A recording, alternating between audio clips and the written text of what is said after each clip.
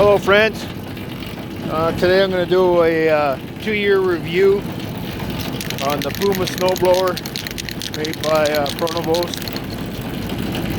If we can talk about it while I'm doing its lube job to put her away. The season's done, I think. You never know in New Brunswick, but we're thinking it's done. Right now I'm using a chain lube to lube the chain.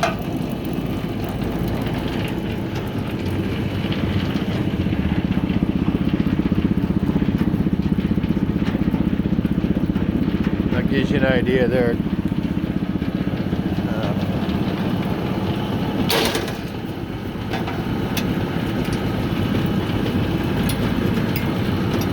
I tell you, to be honest to God's truth, I'm not one of those guys on the internet that pretends to be an expert on everything.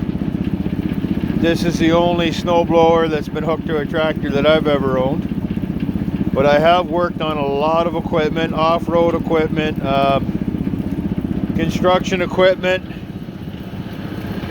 pole line construction equipment, all kinds of stuff. And I can tell you, I know when something's quality. I know when it works.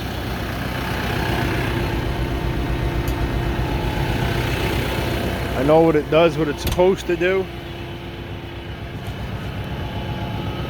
And I can tell you, this snowblower does exactly what it's supposed to do.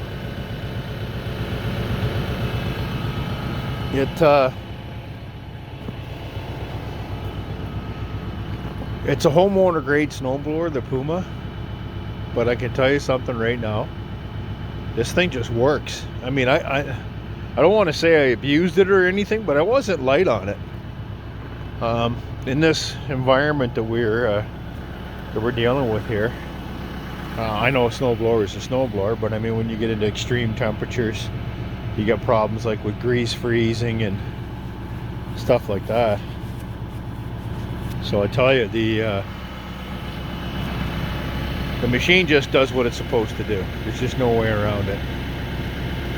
The tractor did a good job that drives it, but this machine, for what it's, being a homeowner grade machine, it's fantastic. So I'm assuming we have the full size one at work, but I really never looked at it that much. But I can tell you it's probably a little more robust than this. But this is built to what it needs to be. It just works. They reinforced it everywhere they need to. I mean, kudos to their engineers. They just did a great design. This quadrant gear with the teeth for rotating the chute. I mean, that just works too. We had an ice storm and the plastic bearings froze up here. This got all full of ice, and no problem. It sheared the bolt. Over here, there's a shear bolt way back there by the pin here. I'll get around the other side and show you. There is a shear bolt over there, and the shear bolt did its job.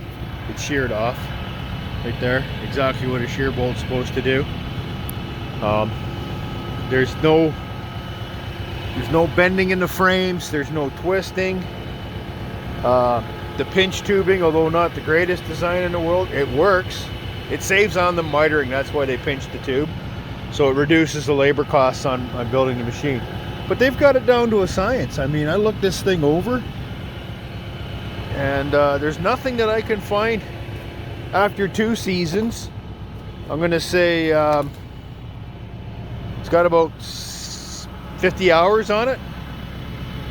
It's there. It's robust. I mean, what more can you say? So this is the 84, by the way, folks. If you need a blower, if you got property, this is a blower to do. The only one complaint I have is what were they thinking when they put the cylinder on? Okay, midpoint is pointing straight back and the hoses are on the right. So when it goes around, it pulls on the hoses. So if you're at Pronovost? Yeah, Pronovost. If you're a guy at Pronovost all these guys need to do is to undo the tie rods, turn this fitting here so that it's in line. This port, fitting port, will be in line with the yoke openings. This one here is obviously easy because all you do is take that fitting out of there and put that fitting in there and you're done. So we're going to do that. I'm going to switch this around and try to improve it. Before I put it away, I think I'm going to pull all the pins and butter them with anti-seize and put them back together again. And I think that'll be it. I'll grease the drive shaft, the U-joints in there, and then for the winter, next winter, what I'm going to do is change the oil in the gearbox. I'll do it probably in the summertime when the oil's nice and warm. Yeah, I think that'll be the best way to do it. And then I'll be able to drain the oil out because it's cold. I do like greasing the chains in the cold because the carrier that's in the chain lube, it doesn't evaporate too fast, so it gives it a chance to creep into the chain. And you're going to put your machine away, make sure you oil the chain. Oil the chain for sure. And then this sometime this year I'll do you a real chain